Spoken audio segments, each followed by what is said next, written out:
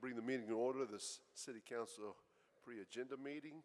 I will take a roll call at this time. Mayor Pro Tem, are you here?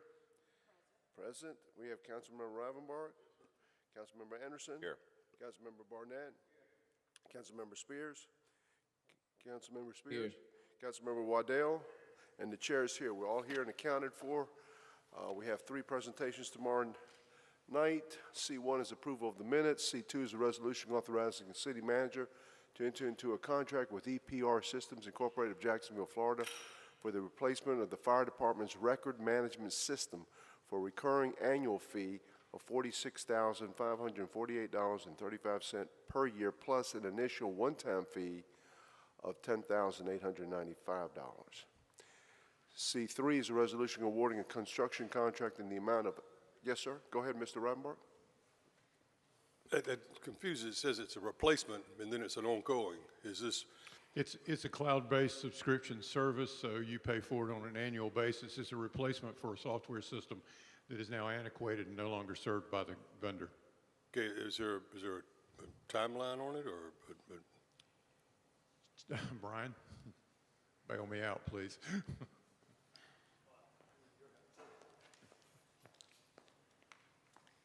The current plans are we would start implementing shortly after the approval by council here, and it would be probably a 3 to 6 month process to get it installed.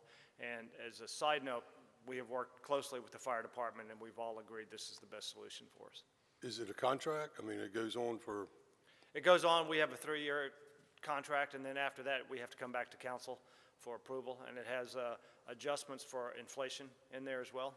So there's some adjustment factors so that we're paying the appropriate amount over the time frame. All right, thank you. You're welcome. C3 is a resolution awarding a construction contract in the amount of $828,355 to the Morgan Trucking and General Construction Incorporated for the Transportation Bond Project, the Greenville Loop Trail Section 1 project. C4 is a resolution accepting the annual comprehensive financial report for the year ending June 30th, 2022. Public hearings. PH1 is an ordinance amending the official zoning map of the city to rezone property containing 2.52 acres of land located at 222, 224, 226, 234, 238, 242, 246 Victory Gardens Drive and 5815 Tulip Drive from R15 moderate density single dwelling district to an R5 CD medium density mixed residential conditional district for a 24 unit townhome development. This was continued from our January 10th meeting. PH2, it is an ordinance directing the housing inspector to vacate, close, and repair or demolish dwelling at 411 South 13th Street. Is unfit for human habitation pursuant to the Article 5, Chapter 16 of the City Code, and directing that a notice be placed thereon prohibiting its use or occupancy. And this was also continued from our October 18th, 2022 meeting. PH3 is an ordinance directing the housing inspector to vacate, close, and repair or demolish a dwelling at 915 North 6th Street as unfit for human habitation pursuant to Article 5, Chapter 16 of the City Code, and directing that a notice be placed thereon prohibiting its use or occupancy.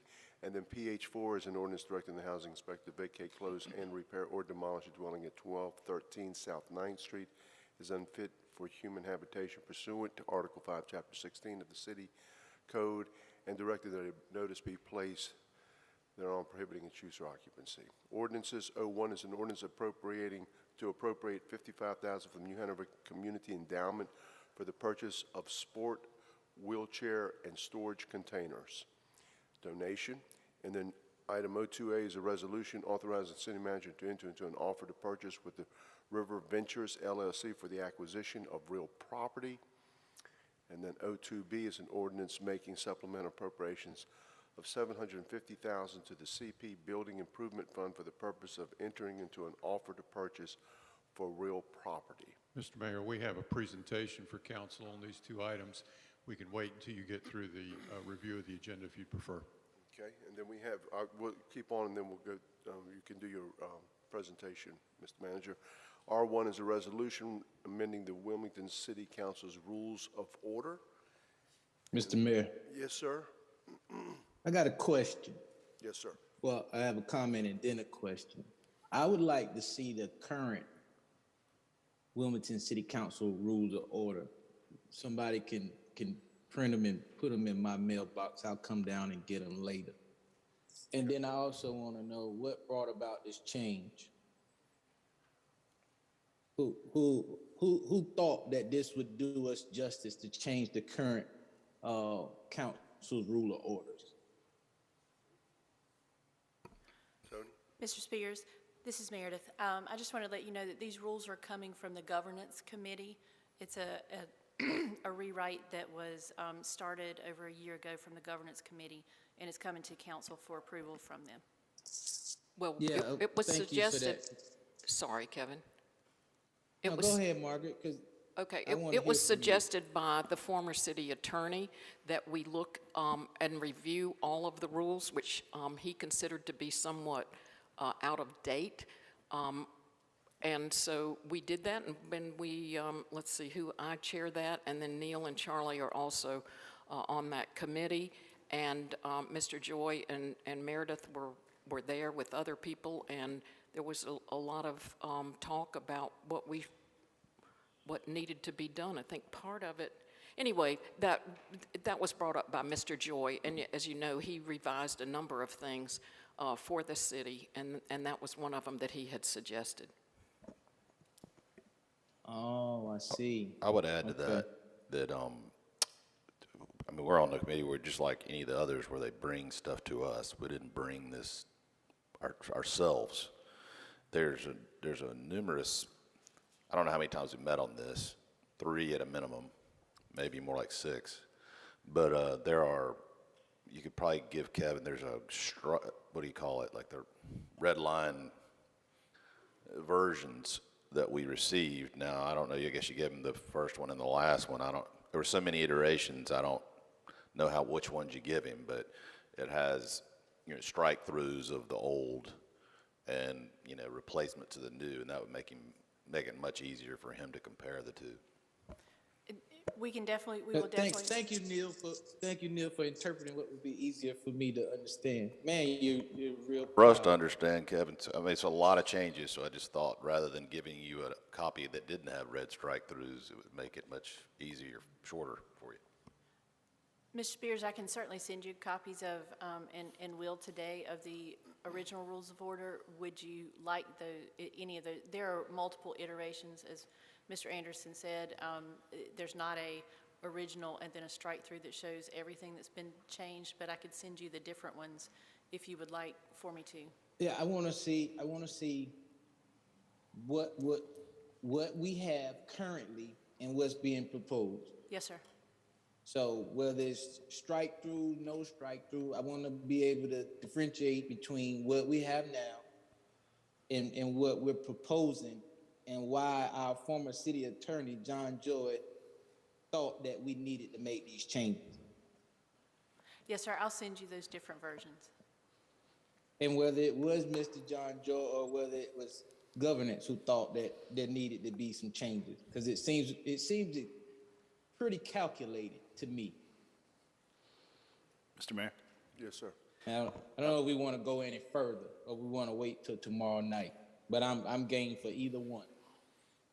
So, Mr. Waddell? Yeah, Councilor Sears, I had some similar questions. There is Deputy City Manager Mary Vig sent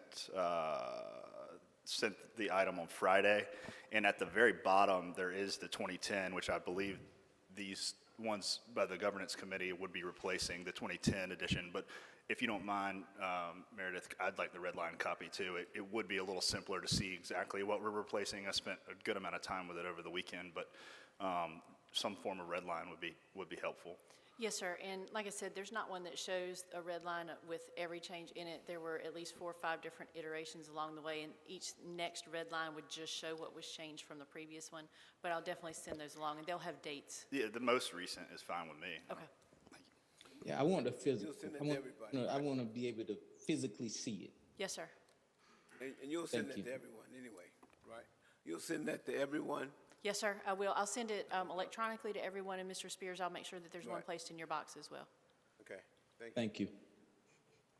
Former Attorney Joy didn't single out the rules of governance. We made sweeping changes across the board on a lot of things. Yes, sir. Part of the recommendation to move forward with revising the rules was that it had been 2010 since it had been done, and there had been multiple things that have changed in how council does things already. And the goal was to match the rules with what the current procedure is. Thank you. The goal should be to improve upon anything we do in city government, not to hinder anybody. But like I said, if we want to talk about it now, we can, or we can wait till tomorrow. I'm game for either one. Well, I guess we're looking at the differences between the two and how the committee came up with their recommendations. And of course, we'll evaluate those recommendations and then take action tomorrow night. Okay. Yes, sir. Next item of business is reports. RP1s is council's appointments committees for boards and commissions, and Councilman Rivenbark, who's the chairman of that committee, will be giving us a report. And with that, this concludes this agenda. I know that you have a presentation for the city council, so present away.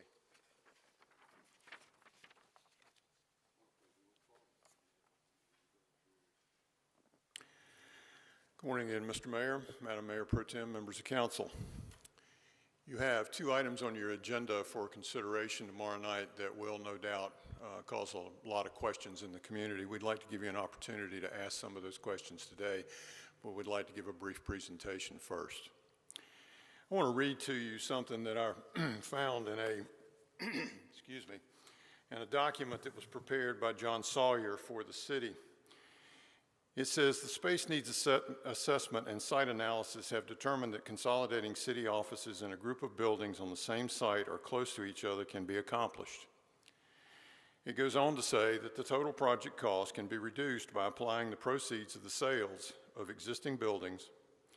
Savings also occur because of avoidance of major renovation costs, which would be required to upfit existing buildings. Goes on to say that the net project cost is estimated to be between $8.2 and $10 million. Except for the mayor, I expect I could ask all of you when you thought that might have been written, and you'd probably say in the last 2-3 years.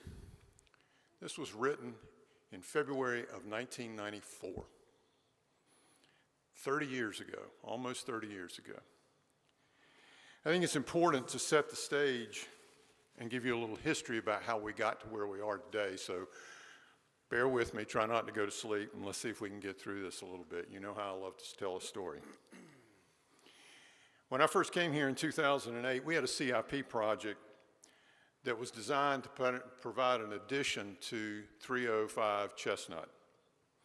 We had $1 million in the CIP, and we knew it wasn't nearly enough money, but Sterling guarded it like a hawk. Everybody tried to steal that $1 million and put it towards another project, and he kept saying no, and they kept saying we'd never get another building, and he kept saying we'll never get one if it's not in the CIP. And so we had $1 million in that CIP. In 2014, we resurrected what had gone on in many iterations since 1994 with another space needs study by the same architect, John Sawyer. He proposed a tower that would go along next to 305. We again didn't do anything with the results of that study. And so once again, in 2021, we resurrected the space needs analysis, knowing that we needed additional space and expansion capabilities. And we started on another study in 2021, which was completed in 2022, in November of 2022. We've not yet been able to present that entire study to council because of the juxtaposition of events that have happened over the course of the past couple of months. In December of 2022, we were contacted about the potential to purchase the campus of property on which Thermo Fisher is now located. We'd originally looked at the property when it came on the market and just made the assumption that we would never be able to be in the ballpark because of the tax value of the property and what they would be asking for it. So we find ourselves in the position of seemingly having a couple of different alternatives for office space. This is important.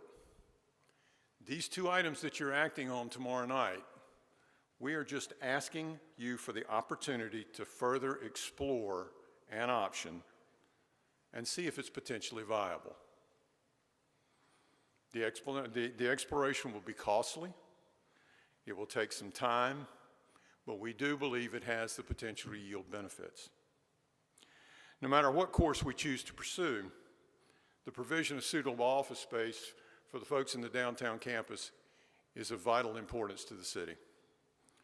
We've replaced public services buildings, we've replaced police facilities, parks facilities, fire facilities, but we have not replaced the office building downtown.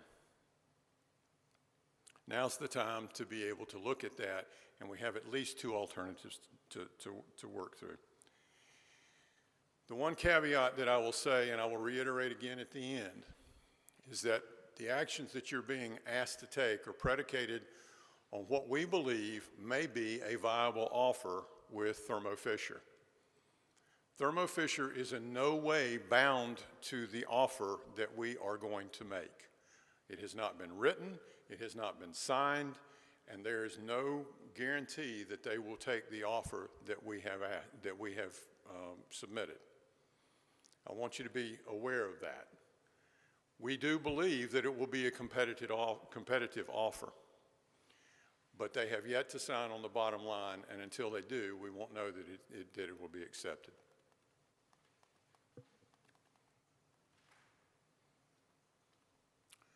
D? It's not moving, buddy. Thank you. So over the course of many years, the city organization's grown to occupy a lot of different facilities downtown. Our main administrative office building, 305 Chestnut's at least as old as I am, which for those of you who don't know is very old, and needs over $4 million of repair just to keep the facility operational. It's $4 million. In this diagram that's been put together by our staff, you'll note that we have several different locations from which we operate. First of all, we have City Hall. Then we have the administrative building at 305 Chestnut, which is adjacent to the city's network hub, which is housed in 315. That's that little brick building right next to 305. The former Harrison building, which is catty-cornered across the street from 305, and council showed great vision in purchasing that property for future expansion and or potential relocation issues associated with the reconstruction of 305. We have a floor of 414 Chestnut, in which we house our IT department. Our parks and urban forestry facilities are located near Greenfield Lake. The engineering complex that we expanded into on Wellington Avenue was an old fire station. And then we have the operations center down on River Road. This doesn't include all of our numerous fire stations and a couple of police facilities that we have, but this is generally speaking our administrative functions. We didn't get into this predicament overnight. We're not going to get out of it overnight. But it also happens, this is what happens when you have a rapidly growing city and a rapidly growing staff to accommodate the services that serve the population. Next slide, D, please. Thank you. As I alluded to earlier, about almost 10 years ago, the city procured the services of a third-party expert to plan for future office space.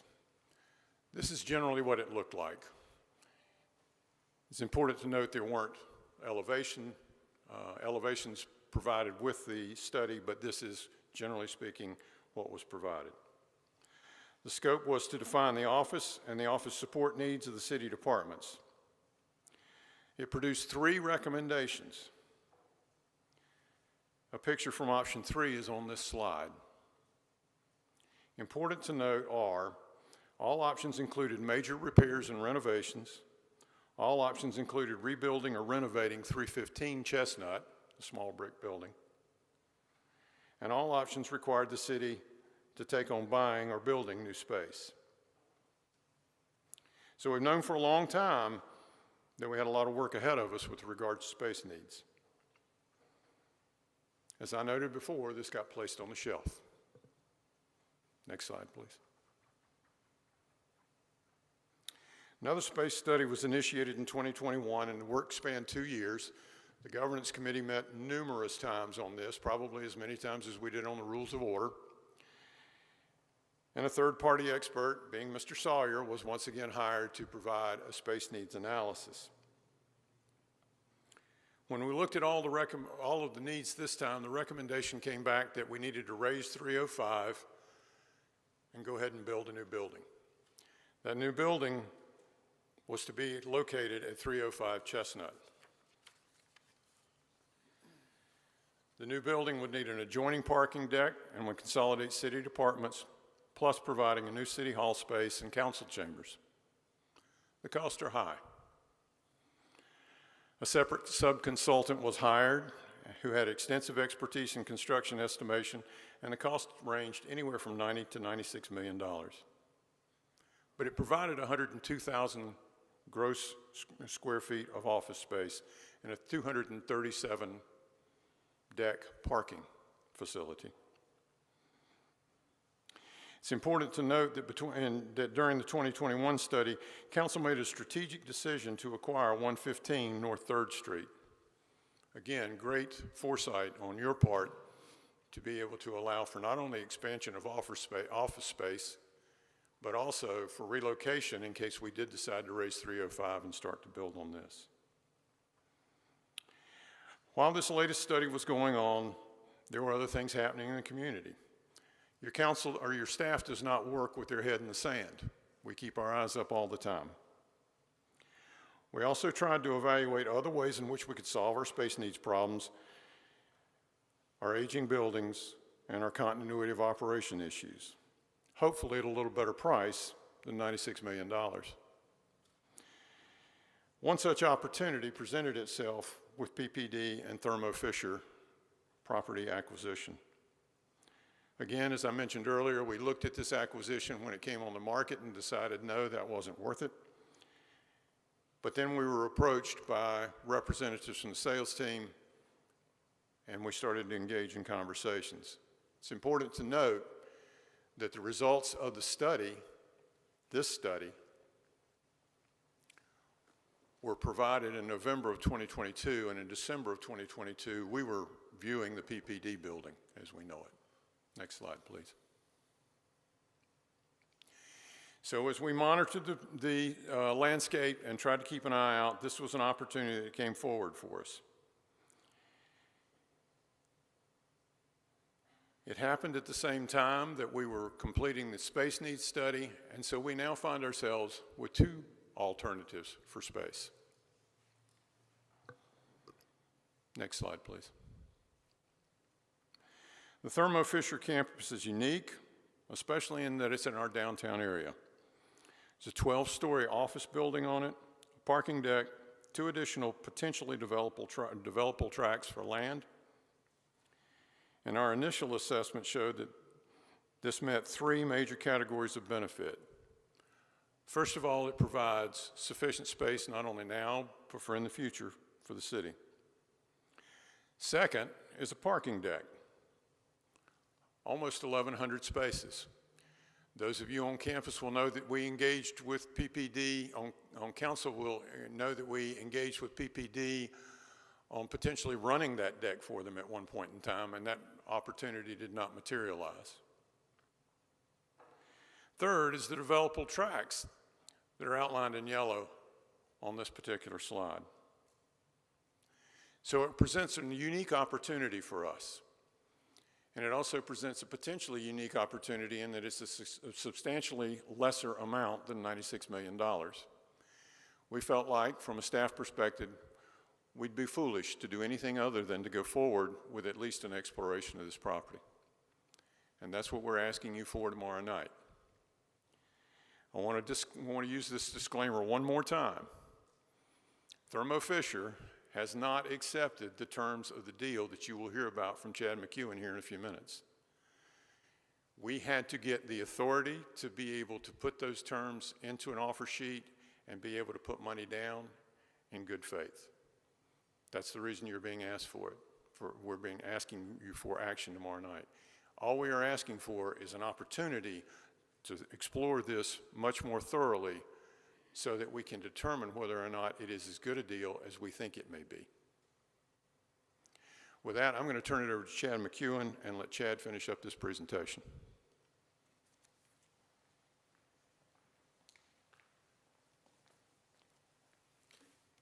Thank you, Mr. Caudle. Good morning, Mayor Saffo, Mayor Pro Tem Haynes, members of City Council. Just a brief overview of the property itself, physical attributes. As Mr. Caudle mentioned, the vertical portion of the property, the towers, consist of 12 stories and approximately 370,000 square feet. The slide also shows that there are 1,500 plus parking spaces, 1,537 spaces to be exact, spread between the 1,000 space parking deck, a 240 space surface lot, which is listed as developable track B, and then approximately 280 parking spaces underneath the 12-story tower. As Mr. Caudle mentioned, there are two developable tracks, track A and track B, consisting of 3.2 and 3.4 acres of land that could be resold by the city if the purchase were approved in terms agreed to with Thermo Fisher. Those 6.5, nearly 7 acres can make up a large portion of the 12.5 acres listed on your slide. As Mr. Caudle mentioned, there are three major attributes or boxes, so to speak, that this property checks off for the city. The first, which Mr. Caudle mentioned extensively regarding the space needs studies that have been done in the past, involve the consolidation of what we generally refer to as general service departments of the city, excluding for the most part the fire departments, police department, fleet services, and public services departments. Right now, all those departments that would go under this proposal into the Thermo Fisher building if the purchase were to go through are listed on the right. The left side of the slide is a visual representation of what the 12 stories would consist of. A portion of the property, a large portion of the property obviously would house city services, between 5 and 6 stories of the property. Thermo Fisher would take down as part of their lease back 2 to 3 floors of the property, and then there would be some net residual space for market rate rent related to the 12-story property. The second box that this project checks was a long-term need that we've discussed internally related to parking. As that area of the city has been redeveloped with the amphitheater, commercial space, the convention center, hotels, other uses in the area, there's been a need for more parking. There's other projects down the road that are going to dictate a need for more parking. This purchase with the 1,037 parking space deck would substantially help our abilities to serve not only the amphitheater but those other uses. It would also engage that property. That right now that deck largely stays vacant, underutilized, unutilized. This will allow us to not only have people parking in the deck through city services, the lease back portion through Thermo Fisher, as well as potential leases of that Class A residual office space that's going to be available. It'll generate revenue. After hours parking for the amphitheater obviously would be at a cost. It would generate revenue for the parking fund, which would help contribute to the capital expense as well as the operating expense if the purchase were to go through. The maps you have reflect a pretty transformative and dynamic environment that's occurred in less than 20 years in the northern waterfront portion of the city. The slide on the left from 04 shows bulk storage, warehousing, heavy industrial use with rail siding servicing those properties that now consist of where the Thermo Fisher property is, the marina that's been built as well as Pier 33. Also, this slide on the left doesn't reflect the construction, obviously, of the amphitheater a couple of years ago, the PPD building in 2006, as well as the convention center that occurred around that same time.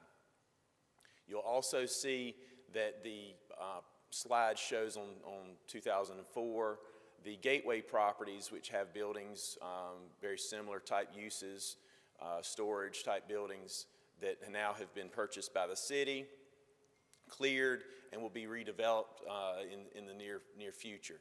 Also shows on the right side the Salvation Army property to the south portion of that, that green outline.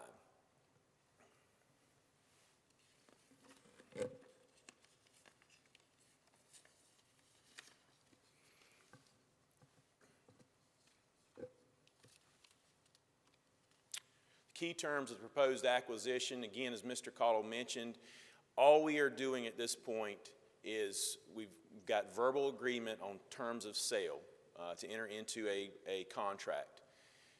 $68 million would be the purchase price. There is a 120-day due diligence period, and for that we pay a $500,000, $500,000 refundable deposit. And then we anticipate also around $250,000 of due diligence efforts to cover basically three components of the due diligence cost. The first being an appraisal, obviously something this magnitude, we want to have it appraised. We've already engaged through competitive bidding appraisal services that specialize in large square footage spaces like this. We anticipate having an appraisal in hand in less than 30 days once this is approved. We've also engaged 3 or 4 different consultants to complete a building assessment of the entire envelope, not only just the building, the vertical structure, the parking deck, as well as the developable tracks. And I'll talk a little bit more about that in the next slide. But it's, again, key to point out here that we are posting a deposit, assuming the terms are agreed to, that we've verbally gone back and forth with Thermo Fisher regarding the purchase contract. All we are doing at this point is posting a refundable deposit to review and enter into due diligence to determine if the building suits our purposes. The building condition assessment essentially has 5 components. First being an asset inventory. We are purchasing this property, and one of the terms is that we are buying it fully furnished. All 12 floors fully furnished, all furniture, fixtures, and equipment included in that. So we would have to have a start baseline asset inventory of what's in the property. Then probably the most key component of this building condition assessment is the actual assessment of the key components of the building. The mechanical, electric, plumbing, structural components, air quality evaluation, ADA compliance, numerous aspects of evaluating the building to make sure it meets our needs and that there are all concerns are known going into it and discussed with Thermo Fisher. There's an O&M analysis. We've actually, part of our RFP that we've about 90% drafted at this point would involve the private consultant evaluating the operation and maintenance cost of that building. It's a highly technical, highly equipped building.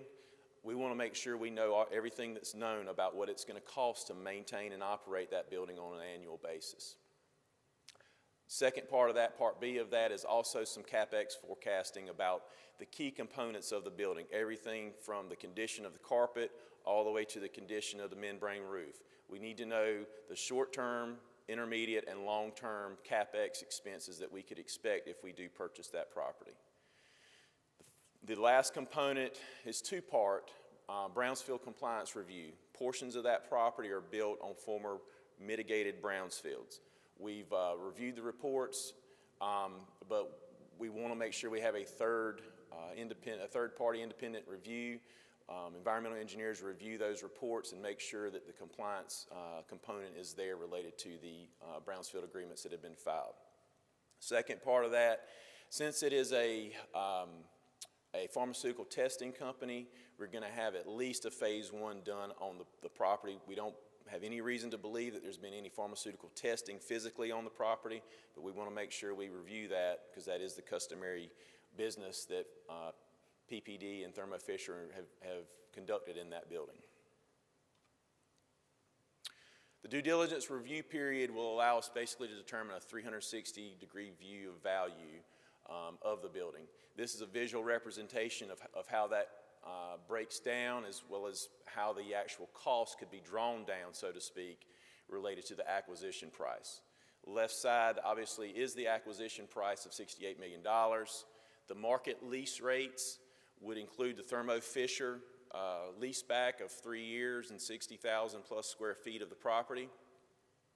The third column is the surplus property sales, which would reflect the divesting of 6 of the 7 properties listed on that first slide that Mr. Calder went over. Everything but Thalian Hall, the city would anticipate needing to divest of. 305 Chestnut, 315 Chestnut, 404 Chestnut, the United Bank building, the Wellington Avenue property, not leasing the medical clinic on Shipyard Boulevard. All those current occupants would be in the Thermo Fisher property.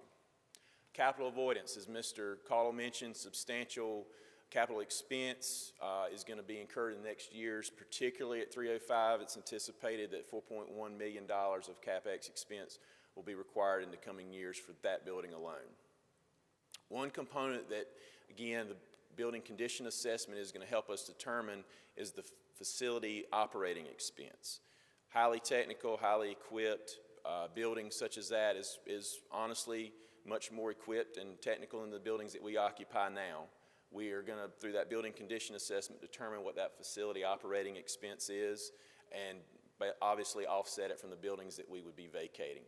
The net residual would be the adjusted cost or the debt issuance that we would need in order to purchase the property.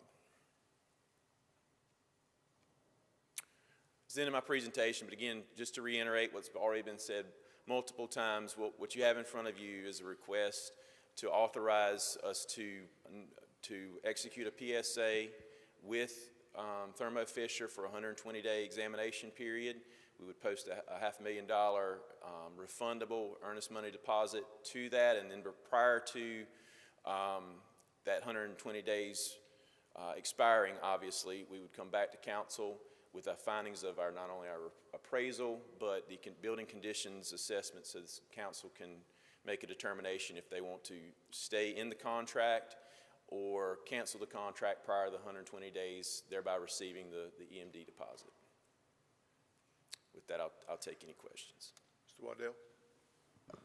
Thank you, Mr. McEwen. This is a great presentation. During that 120-day examination period, is the city anticipating engaging with the public with regards to the market rate space that will be available to determine the market demand of that space, how much we'll have available, kind of letting the public know so we can get some feedback from potential tenants?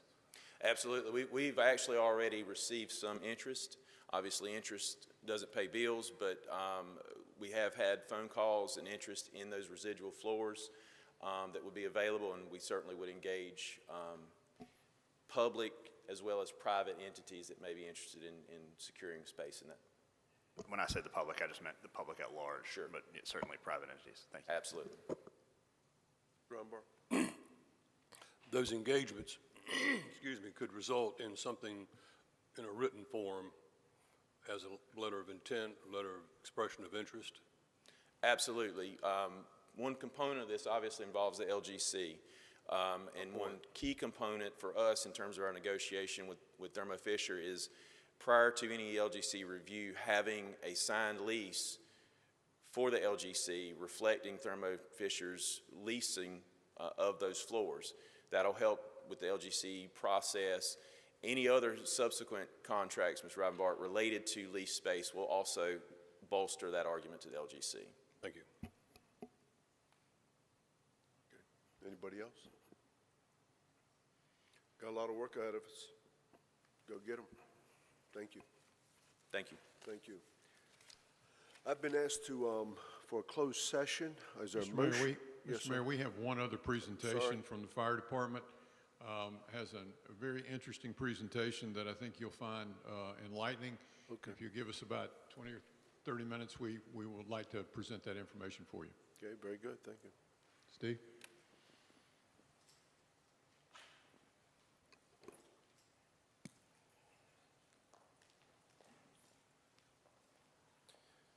Thank you, Mr. Manager, for the opportunity. Good morning, members of council, Mr. Mayor, Mayor Pro Tem. Thank you for the opportunity to come before you this morning and share some of the exciting work that we are doing in the fire department. That's quite a presentation to follow here, so you guys got a lot on your mind. So we'll try try to lighten it up a little bit. But we did want to bring to you this presentation this morning. We have been making this presentation to many internal and external stakeholder groups over the last year or two, including the EMT meeting we had a couple months ago, at which time Manager Cottle asked me to come before you guys. I gave you a promotion all at the same time, and just share this work with you. And so I'm going to just give you a little brief background on this, and I'm going to turn it over to Miss Wendy Giannini King, who you may remember from our last council meeting when we made the proclamation for Community Risk Reduction Week. And that is indeed what we are going to talk to you about this morning. As a result of our accreditation process in 2019, one of the recommendations that came forward to us for improvement was determining a way to break the city up into what they consider planning zones. And there was a number of different suggestions that they made, but we ended up taking that opportunity to kind of create something new. So rather than just making an arbitrary grid to lay over the city and call these individual grids planning zones, we decided to look at it in a more complex way. And so what that resulted in is not only a map of the city that shows our call volume, where our call volumes are most dense, or our hot areas, if you will. And what we did was we laid over the CDC's vulnerability index on top of our call volume map. And what that rendered was a tremendous amount of information about the public in which we serve. And so why is that important? That's important from the standpoint of, as we work with Wendy to create risk reduction measures in different parts of the city to lower risk and to improve people's lives and reduce the opportunity for, or the need for us to respond to emergencies. We now have some very, very specific information about these particular areas in the city and what those needs are based on vulnerability and historical data on response. So with that, I'm going to turn it over to Wendy and let her go through this presentation, and please feel free to ask questions. There is a lot of information in here, but we'll try to keep it at your level, but we will certainly be more than happy to answer any questions that you have about it. So at this time, Wendy. Good morning, everybody. So let me first begin with a definition of community risk reduction. And as we're talking through this, I want you to think about not just the fire department's perspective, but general city kind of overviews. We could do a lot with information on a city level. Fire is making great strides when it comes to improving people's lives and reducing risk, but I really do believe that the strategies we're implementing here are solutions for the city as a whole as well. So community risk reduction is a process that identifies and prioritizes local risks. You find the risks, you put them in order of priority depending on what your specific needs are, and then you use strategic investment of resources, things that we already have, not looking for new things, using what we've got to make a difference. This specifically for fire right now involves emergency response and prevention, reducing the occurrence and impact of bad things happening to people. But again, if you're thinking as a whole city, think outside the framework of emergency and just generally lifting people's lives up. So this is the risk reduction model that I follow in the work that I do within the fire service. This is a national model, and actually Wilmington Fire's strategies are being used on a national level right now. Some of the things that we're doing are being used at the National Fire Academy in Emmitsburg, Maryland, which is like the Top Gun of fire. So we're really turning ourselves into a premier risk reduction organization. And again, this doesn't have to just be about fire. This can be the city as a whole. All you need to worry about on this colorful map is the bottom right, improved quality of life. All the strategies that the fire department is using to fix what's broken, the dangerous things, the things that could hurt or harm people, also relate to lifting people up, making them safer and healthier where they are. Improved quality of life. So the 6 steps I already touched on: identify, prioritize, and then develop strategies and tactics to mitigate risks. Think bigger than risks, though. Preparing a CRR plan, implementing a plan, and then just like everything, monitor and evaluate over time to make sure that you continue to be headed in a direction that is going to lift people up. There are 5 E's that I focus on. They're just general rules of thumb, and really they make good sense for the entire city when it comes to the services that we already provide people. When it comes to education, of course, that's outreach for the fire department I manage, fire and life safety education throughout the entire city, and then with our partners in the county. But this could be everything. This could be anything. The stormwater folks, code enforcement, and Chief Renner. Engineering for injury prevention or risk reduction could also be for safer and healthier people. That could be in terms of planning when it has to do with walking, biking lanes, just lanes of travel for vehicles as well. Economic incentives or pros and cons, that's a fine or a violation, but also a free smoke alarm or a free something, right? Emergency response and enforcement, of course, with Chief Renner and code enforcement, Chief Walker from the Fire Marshal's office. Enforcement makes people do the right thing. Unfortunately, that's the way it is, but when we think about emergency response, that might lead you to believe that prevention has failed, but the truth is when the fire department or police department respond to emergency situations, they're truly keeping things from getting any worse than they would have just unchecked. So those 5 E's are considered prevention measures. This is the map that Chief Mason was just alluding to. The way that the fire department has broken the city into planning zones combines 2 different things. Land use type, which is commercial, institutional, industrial, and of course the purple color is residential, which is most of our city. The dark colors represent vulnerability. And this is no surprise to anyone that the dark portion at the north side of our city and then the eastern or western side rather of our city, those are the vulnerable areas. So when we're thinking about emergencies and fire and life safety education, risk reduction tactics, this is where the fire department is focusing right now. And we are reaching out to city partners to try to just kind of improve outreach, improve strategies, reinforce and kind of reinvent strategies in these sides that we already know are vulnerable. Chief Mason, did you want to say something about this shape? Specifically the north side? So some of the, from a historical perspective of response data, what we see here with these maps and the darker shades indicating the most vulnerable populations, they directly correlate to the number of responses that we make. So they are where we spend the majority of our call volume response, if you will. But those are areas where we need to target, but there's also some similarities there, or there's some correlation there to some of the redlining district that was done on the north side. And so some of this is generational. When you see the vulnerabilities in the places where we spend a lot of our time trying to help folks, there's a lot of history there, and what we're starting to do is really understand some of the things that lead to those folks being so vulnerable. Does that make sense? True, yeah.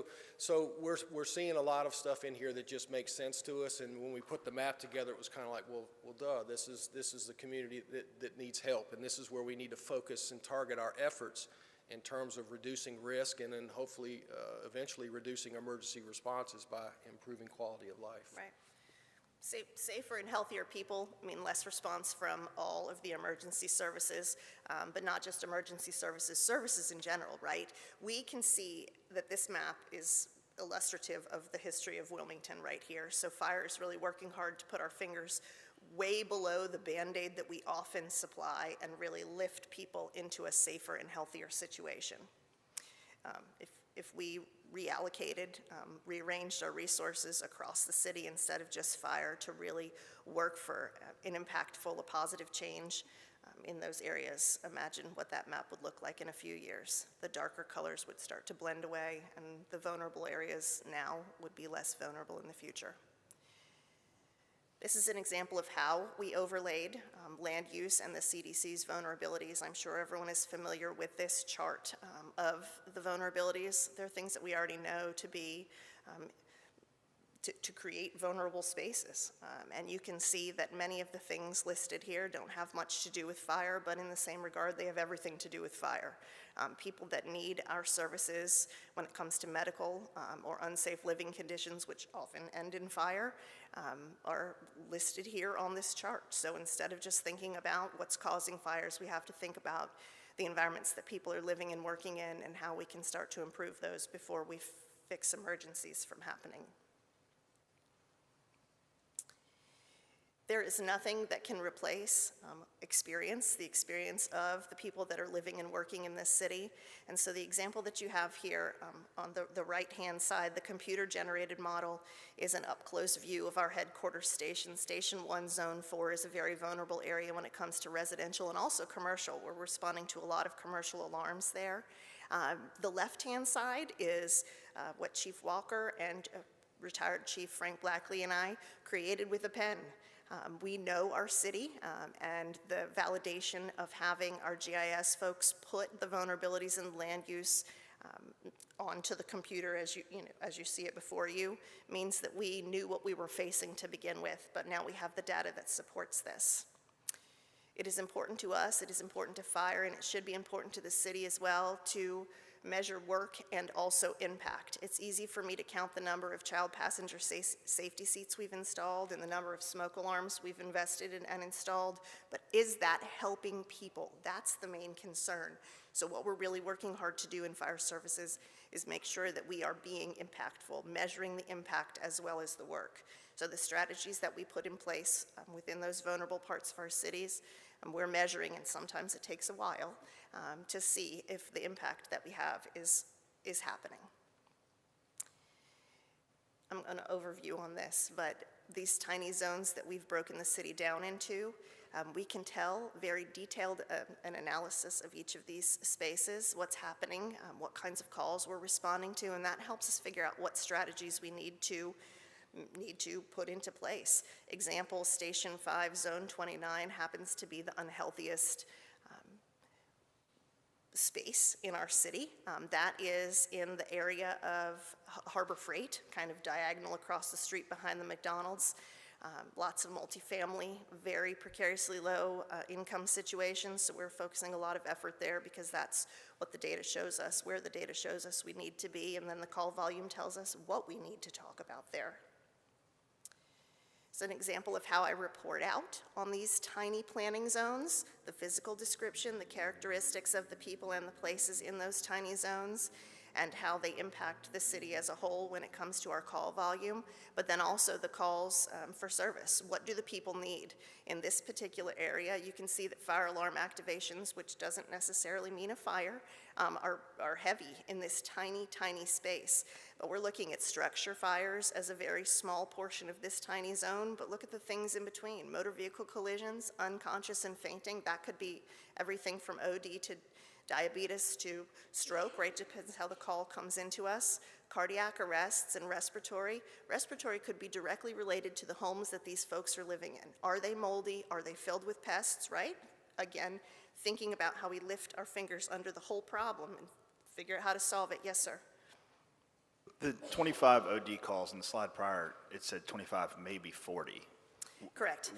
Where's that reflected in those other numbers, and how do we? So it's likely more than 25. Huh? So right now, some of our data is really having to be analyzed. The way 911 receives a call from the general public isn't necessarily what the fire service responds to when we arrive. It just has to do with the education or what the call taker is giving, right? If I find someone passed out on a bench downtown, I'm going to call and say there's somebody that's unconscious on a bench. What that really means is when fire arrives, they're going to see something different with their skilled eye. They're going to say that's an overdose or that is a stroke, or they're going to be able to pinpoint more specifically what it is when they arrive, the difference between a nature code and a call type. Are y'all administering Narcan in those? Because if whoever's first on scene, I would Yes. assume, is it? And then is in our joint committee, Mr. Cottle, is the fire department represented in that? I can't remember. As far as getting allocations for Narcan? They have been represented in that, and there is no allocation from our subcommittee as a result of that, simply because they have a ready supply. Thank you. While we're on this slide, let me draw your attention to Station 8, Zone 42, S8, Zone 42. In thinking about the agenda briefing, my first time here today, looking at some of the ordinances, Station 8, Zone 42, you can see had 20 outside fires in this particular area. This window of time, that relates directly back to the no burning ordinance in the city. So we really are starting to see all of the pieces of the puzzle kind of coming together under this process. Community risk reduction isn't a program. It's definitely a process. It's a mindset, trying to fix what's broken holistically. What was the window of time for those? This one was a 6-month call. This is now just a piece of my presentation. It was 2 years ago, but it was a 6-month window into what fire sees. Okay, thank you. So again, a way to break down and look at some of these tiny zones. This is one zone illustrated of 53. We have 53 risk reduction planning zones in the city, and you can see this is zone 29 that I keep referring to, all the kinds of things that are there and broken down by the 5 E's. Education, engineering, bike helmets count as engineering, also I guess could count as education as well. Enforcement, combining efforts with code enforcement. Chief Renner and fire have a really great communication going on about things that need to be remedied within the residential streets of the city. This is just a tiny bit of example. Partnerships are super important when it comes to community risk reduction because fire doesn't have all the answers and doesn't have all the expertise just like every other city department. On the left you see an example of a resource fair. Myself and one small group of firefighters were able to put together a resource fair that wasn't just about fire safety. It was about nutrition benefits and dental health and education, transportation, literacy. So we're working with the community as a whole, with the city as a whole, to really pull together some of these resources that are good and working already, and we're all running in the same direction. This is just really coordinating efforts. Top and center is WPD and WFD talking together, focusing together about child passenger safety.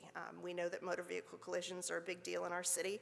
Fire responds to them just like PD does. So there's an example of working together to try to keep our smallest occupants safe. The young man in the top right is an example, is a friend of ours from the Harbor Freight parking lot who received a free bike helmet. So that's engineering and also education and economic incentive being put together. And the graph that you see before you is a partnership with MPO that helped us determine how many people were walking in front of Station 5, Zone 29, to determine when the best point for us during the day would be to be able to disseminate bike helmets. This is really a group effort. Risk reduction is a holistic process. Just a quick image of call types and how they spread out in those zones. You can still see the dark spaces to the top and the west of our city and how the calls really, really are clustered together there as opposed to the landfall area. They start to spread out. Vulnerabilities definitely impact the calls for service. This is just an example of my rules. Go where the people are. We can't just sit in our offices and share lists of services. We need to be in the field, in the streets, sharing those services, and we have to think outside the box. We've tried all the usual ways to reduce risk and do education, but we really need to be in the streets where the people are and then finding partners with similar goals.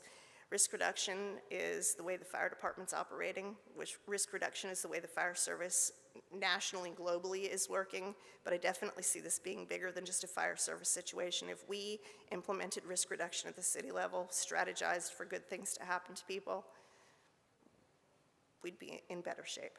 These are solutions, I think. Thoughts, Chief?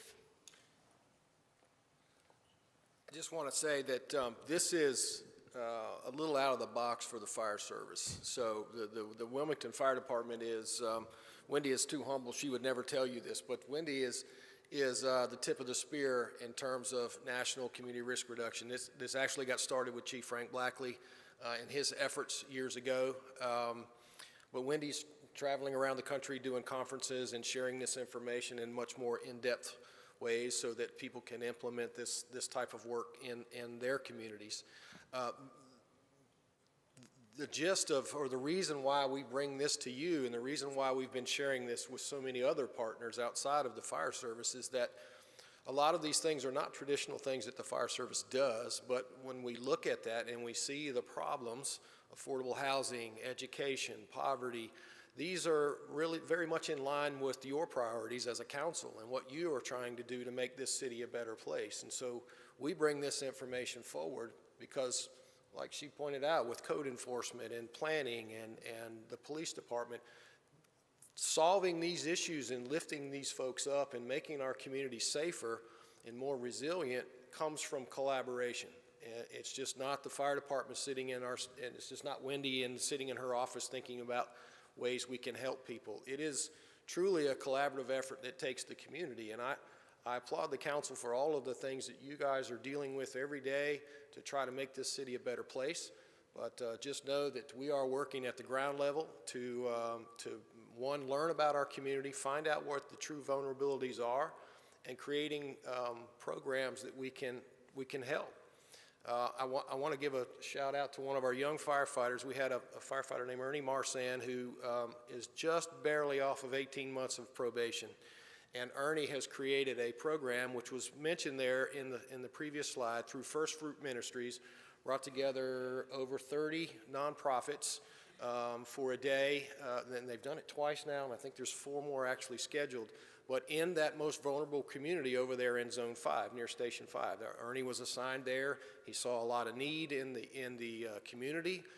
He was able to see this presentation, and so he started doing something and bringing these nonprofits together and bringing the community in and giving them opportunities to get the help that they need. So this is something that we're very much working on. It is not necessarily a new thing for us. But in terms of the fire service, this is extremely progressive, and as the fire chief, I'm extremely proud of the work that's being done, and I just want you guys to know that we're doing what we can to help carry out your strategic focus areas in terms of making this community better. So thank you for your time this morning, and we'll certainly answer any more questions. We got questions here. Mr. Rambar. Certainly, if this presentation were being made, let's go out 3-4 years, there's going to be some obvious differences because mainly what you're trying to accomplish. Yes, sir. But the 2 health clinics on the north and south. Yes, sir. Grocery stores in the food deserts, those things certainly help. And I know the city is focused on improving the grid system, roads, pavement in some of these hot spot areas. And the other social things that are happening with regard to getting some of our hardcore homeless off the street and out of the parking deck and into some real living quarters, those things have got to make an impact. Yes, sir. They are. They absolutely are. And your work to do that is that's what we're trying to support, and you're exactly right. It takes a collaborative effort. The work that the MPO is doing to improve pedestrian walkways and safe places to ride your bike and all of these different things that are being worked on by different agencies that are all working towards the same goal are having an impact. And it's not just a fire department thing. It is really a community-wide effort. Go ahead, Neil.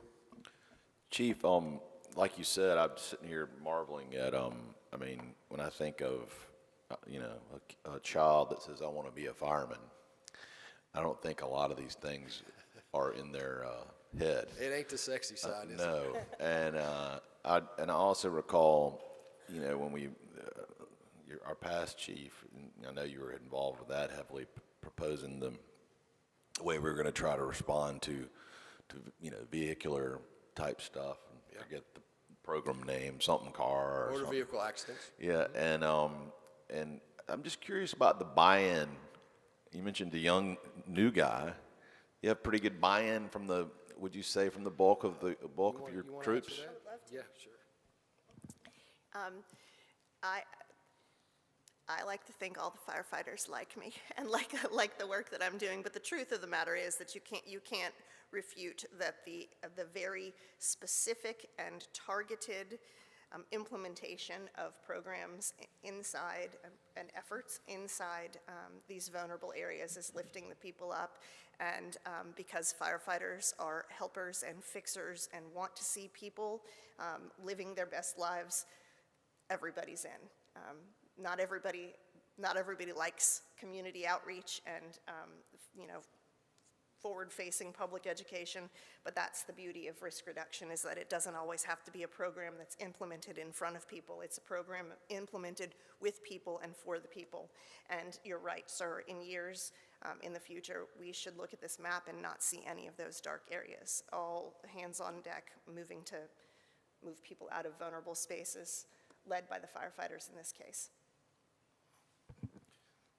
Firefighters, much like police officers, like to help people solve problems and fix things. And so when we can engage our people to actually making a difference, because at the end of the day, when they come to work, that's what they want to do, is they want to help someone. And, you know, there's certainly parts of the job that the men and women for the fire department like to do better than others, but when it's much more than just handing out a smoke alarm or, you know, teaching someone how to put in a car seat. When it's work like this that changes people's lives and makes their life better, that's service, and that's what our people enjoy doing. And so at the end of the day, some things are more fun than the others. Fun is I use that term loosely there, but the objective is to truly help people and make a difference in their life, and that's what our firefighters are passionate about. And so as the culture of the fire service changed, we certainly see this being more embraced by our younger generations, just because it's you know, the idea of data and information is just more, it seems to be more relevant with our younger folks. And so they're quicker to buy into this stuff when they can see the information and they can see why we do this, because these are the people that are in need and this is what they need. Chief, just a couple things.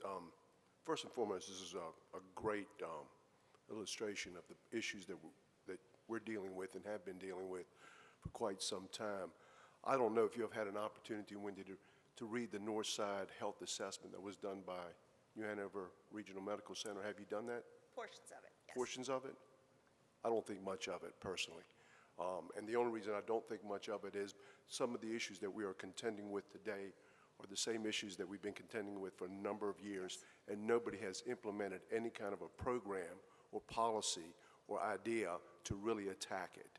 And what we got out of that North Side assessment was better relations with the police department, a grocery store on the north side, and improved Portia Hines Park. That wasn't addressing the specific issues of what you folks are seeing every day. And Chief Mason, going to your point about risk reduction, just like you folks have lobbied the state and the federal government to put better materials in buildings so when they burn, they don't burn as fast, so you guys can get to them and put them out. And it was a risk assessment that reduced those numbers of calls for fire services, and now they've moved over to health services. I applaud you folks for tackling this, but this isn't just your job. You've identified the data necessary to attack it.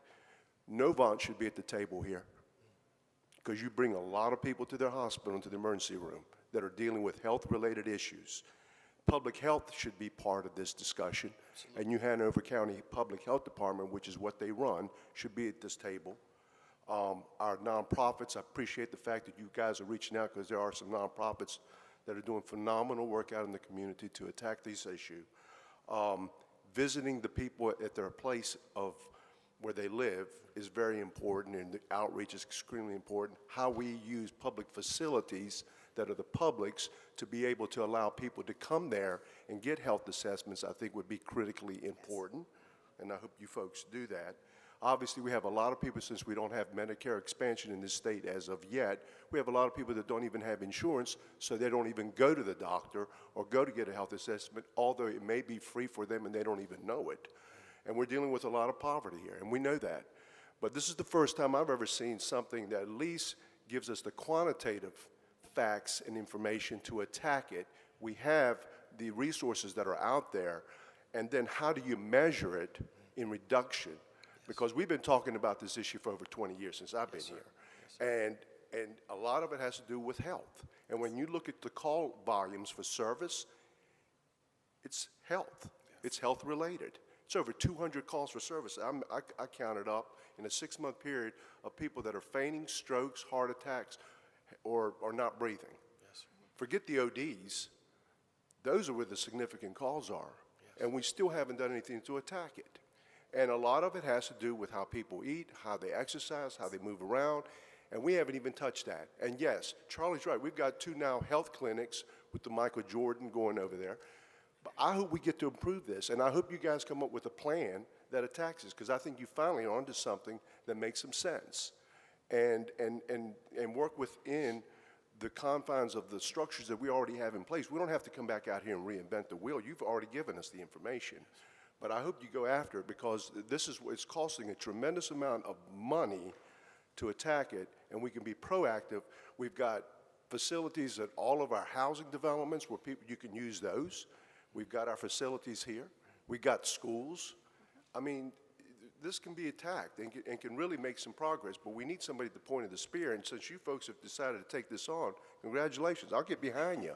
But I want everybody else that's also funding this through taxpayers' dollars in the county, and the state, and the federal to also be part of this discussion, not just the city of Wilmington. We realize that fire is not the expert at everything, which is why it is so important that these community partnerships, connecting to the things that are already working and happening. I had a meeting with Novant last week, actually, and they are all in for some of these resource fairs that we've created. In fact, you're mentioning communities. We already have 4 resource fairs, of which we're bringing the health and the education and the transportation and the harm reduction right into First Fruit, which is Vance Street. We use their parking lot, which is in that Zone 29 area. Rankin Terrace and also Hillcrest are our next 2. So we have 6 resource fairs that Fire has coordinated that we're dropping right into the spaces that we know need them. It's not a one and done thing. It's going to need to be repeated over and over and over again till all of the partners are on board, all of the helpers for all of those categories that you're seeing, and Fire doesn't mind spearheading because we've got the data to prove it, and we come under the fire department banner, which is a pretty great thing. Brings a little trust to the Right. community. Yes. Mr. Mayor, you hit it out of the park. There's several pieces that I want to touch on just briefly.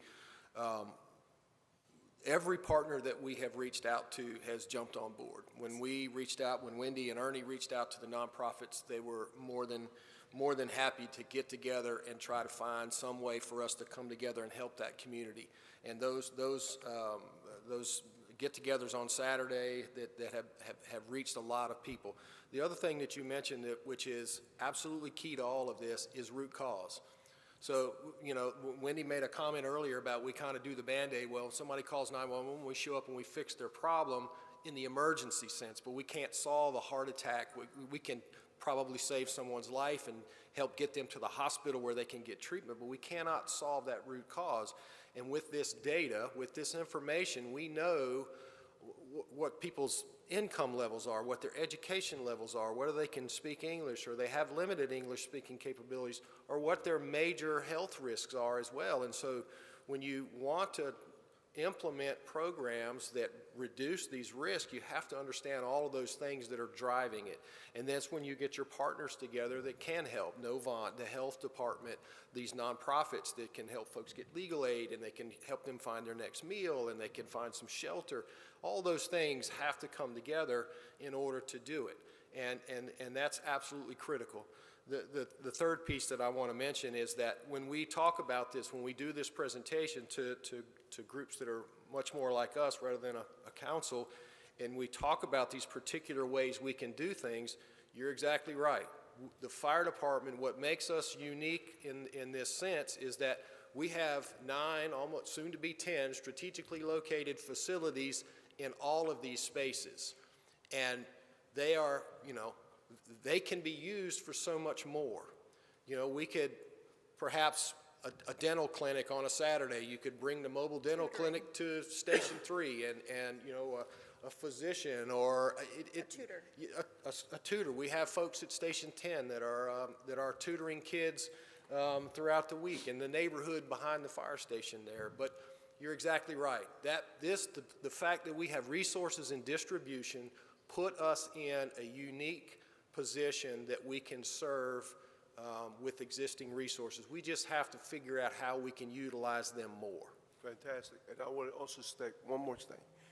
Please have a discussion with the people at the foundation. One of their jobs in receiving the money that they received was to put that money back into the community to help on health-related issues and poverty. Absolutely. And if you guys come up with a great plan and a great plan of action, I believe very strongly that they will support it. So you've got the resources. You've got our resources. You've got the facilities. Go get them.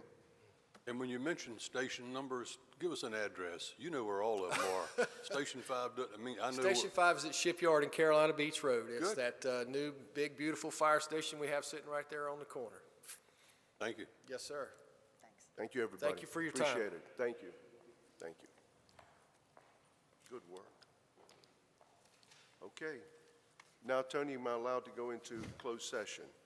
Yes, sir, you are. Okay, I'm going to make a motion, or somebody's going to have to make a motion to enter into a closed session pursuant to the provisions of General Statute 143-3, 18.11A and 3, in order for the city council to, number one, consult with the city attorney regarding a proposed workers' compensation settlement in the matter of Walter Bordeaux III versus the City of Wilmington Industrial Commission, file number 21-011459. The closed session will be held in the city manager's conference room. At the end of the closed session, council will reopen its public session and adjourn from that location without returning to council's chambers. So do we have a motion made by Councilmember Ravenbark, second by Councilmember Anderson. I will have to take a roll call. Mayor Pro Tem, how do you vote? How do you vote, Councilmember Ravenbark? Aye. How do you vote, Councilmember Anderson? Aye. Councilmember Barnett? Councilmember Spears? Aye. Councilmember Waddell? And the mayor is aye. So we will now go into closed session down in the city manager's conference room.